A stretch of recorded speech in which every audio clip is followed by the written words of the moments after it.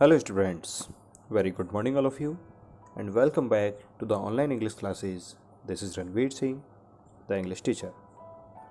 Dear students, in today's class we are going to start your next chapter, A Letter to God.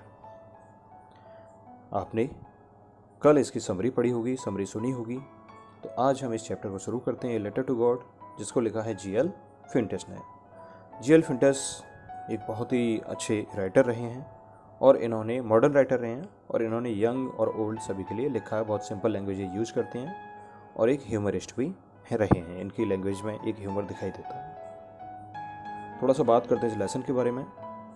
Lesson में एक main character होता है Lencho, जो कि अपनी फैमिली के साथ एक पहाड़ी पर रहता है। गरीब है, मजदूर किसान है, फसल करता है और पूरी तरह गॉड में बहुत ज़्यादा फर्म फेथ रखता है, अटूट विश्वास रखता है। एक बार उसकी फसल बहुत ज़्यादा बर्बाद हो जाती है। गॉड को एक लेटर लिखता है उम्मीद में कि उसको कुछ पैसा मिल जाएगा। 100 पैसों की डिमांड करता है। उसे कुछ पैसे मिलते भी हैं, लेकिन क्या वास्तव में वो गॉड के द्वारा भेजे हुए होते हैं या भेजे होते हैं, कितने भेजे होते हैं, कम होते हैं, ज़्यादा होते हैं, कम होते हैं तो वो क्या करता है, ये सब जानने के लिए पढ़ते हैं चैप्टर। तो बिना कुछ देर किए आइए शुरू करते हैं। The house the only one in the entire valley. घर, पूरी वैली में, पूरी घाटी में अकेला घर। Set on the crest of a low hill. कहाँ पे बना हुआ है? एक कम ऊंचाई की पहाड़ी है, उस पर बना हुआ है। From his height one could see the river and the field of ripe corn dotted with the flowers that always promised a good harvest. अब उस ऊंचाई से कोई आराम से देख सकता है वहाँ पे बहने वाली नदी को। दूर बह रही है, उतना नज़दीक नहीं है। और मक्का, जो कॉर्न है मक्का, उसकी पकी हुई फसल को। डॉटेड विद द फ्लावर्स, जिस पर बीच बीच में कहीं कहीं फूल हमें दिखाई दे रहे हैं, फूल जैसा हमको दिख रहा है, जो कि हमेशा एक सिंबल है कि अच्छी फसल होगी। The only thing the earth needed. सब कुछ ठीक है, सिर्फ एक चीज़ की कमी है। वो क्या है? वॉज ए डाउनपोर और एट लीस्ट ए सोवर, यानी कि एक अच्छी खासी बारिश की ज़रूरत है। अगर बारिश भी नहीं होती तो हल्की सी एक बौछार आ जाए, सोवर आ जाए। थ्रू आउट द मॉर्निंग, सुबह तक, Lencho who knew his fields intimately, अपने खेतों को बहुत अच्छी तरह से जानता है, हैड डन नथिंग एल्स, कुछ नहीं किया उसने, but seen the sky towards the north east, वो सिर्फ आसमान की तरफ देख रहा है। नॉर्थ ईस्ट, नॉर्थ हो गया जिधर आपके हिमालय है, ईस्ट जिधर से सूर्य निकलता है, तो उन दोनों के बीच में वो देख रहा है। Next paragraph. Now we are really going to get some water women. किसकी आवाज़ है? लेंचो की। तो लेंचो अपनी लेडी से वो कहता है कि हम जल्दी ही कुछ पानी मिल जाएगा हमको, यानी बारिश आने वाली है। The women who was preparing super replied, जब वो खाना बना रही थी तो उसने जवाब दिया, यस गॉड्स विलिंग, ईश्वर की इच्छा हुई तो ऐसा ही होगा। The older boys were working in the fields, जो बड़े बच्चे हैं वो खेत में काम कर रहे हैं। While the smaller ones were playing near the house, छोटे बच्चे घर के पास ही खेल रहे थे। Until the woman called to them all, कब तक खेलते हैं वो? जब तक वो उनको खाने के लिए नहीं बुला। They come for dinner, खाना खाने के लिए आ जाओ, तो वो खेलते रहते हैं। It was during the meal, वो खाना खा ही रहे थे, that just as Lencho has predicted, जैसा कि लेंचो ने अनुमान लगाया था, big drops of rain begin to fall, बारिश की बूंदें गिरने लगी, बड़ी बड़ी बूंदें। In the northeast, house mountains of cloud could be seen approaching. North east side में बहुत बड़ा बादल देखा जा रहा था, जैसे बादल का पहाड़ बन गया है। The air was fresh and sweet, और हवा भी बहुत ज़्यादा ताज़ी और मीठी हवा, ठंडी हवा चल रही थी।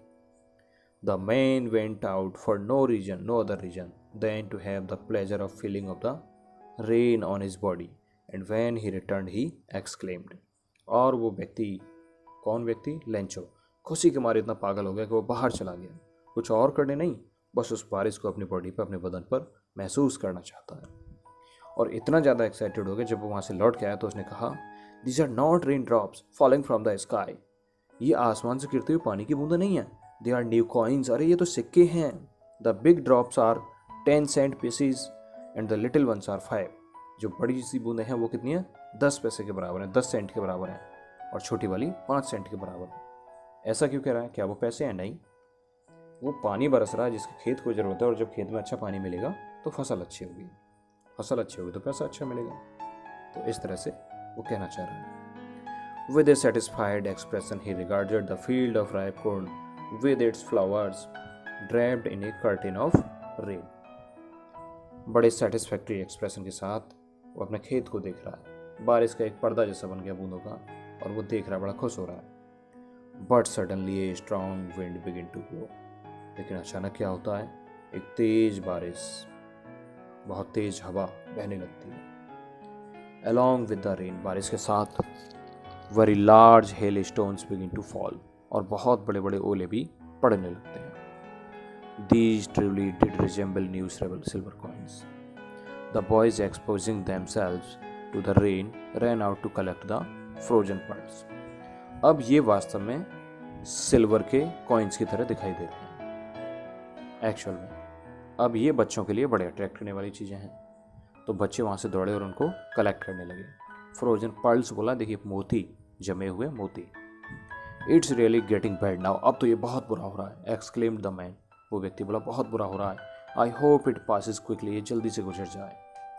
It did not pass quickly, ये जल्दी से नहीं गुजरा।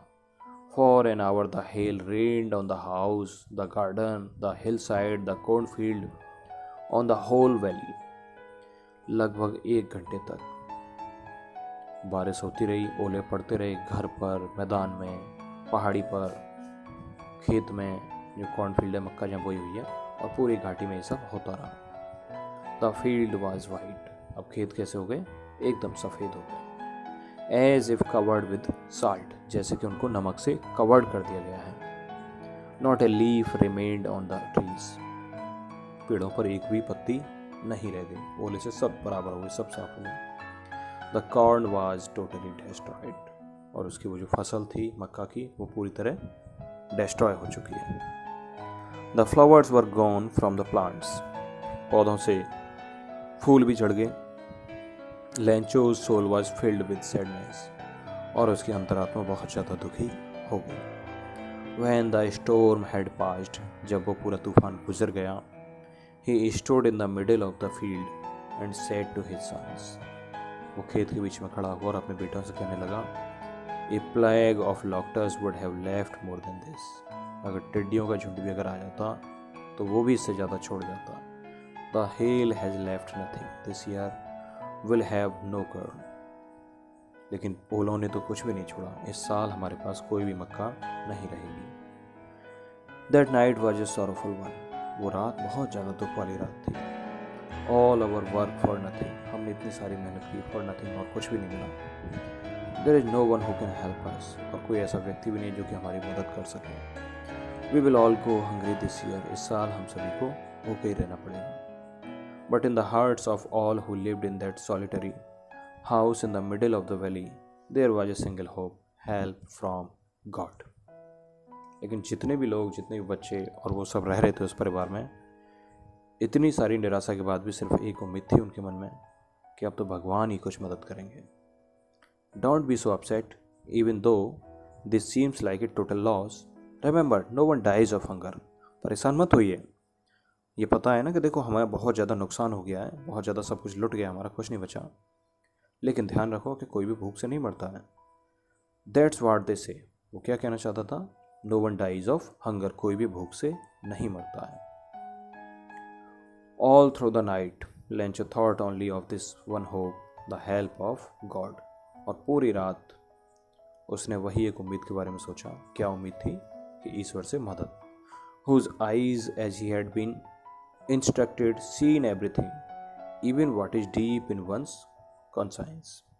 अब उसकी आँखें जो कि इंस्ट्रक्ट हो रही हैं अपने आप, वो देख रही हैं हर किसी में, even what is deep in one's conscience, कि हर किसी के अंदर क्या है, यानी कौन क्या सोच रहा है, किसको क्या फील हो रहा है। ओके स्टूडेंट्स, तो यहाँ तक ये स्टोरी है कि उसके साथ जो भी एक ट्रेजेडी होती है। अब इसके आगे वो हेल्प लेगा गॉड से, किस तरह से हेल्प लेता है, आगे क्या करता है, ये आपको बताएंगे दूसरे पार्ट में। चैप्टर ज़्यादा बड़ा नहीं है, छोटा ही चैप्टर है, लेकिन यहाँ से एक टर्निंग पॉइंट इसके आता है, तो इसको हम बाद में डिस्कस करेंगे। ओके स्टूडेंट्स, यानी वो किस तरह से गॉड से हेल्प लेता है, क्या करता है उसके लिए, और किस तरह से इंटरेस्टिंग स्टोरी बनती है। Okay, so I think it's enough for today. आपको बहुत अच्छा लगा होगा, समझ में भी आया होगा। फिर भी कोई अगर प्रॉब्लम होती है तो आप मेरे साथ डिस्कस कर सकते हैं। Okay, thank you so much, have a nice day.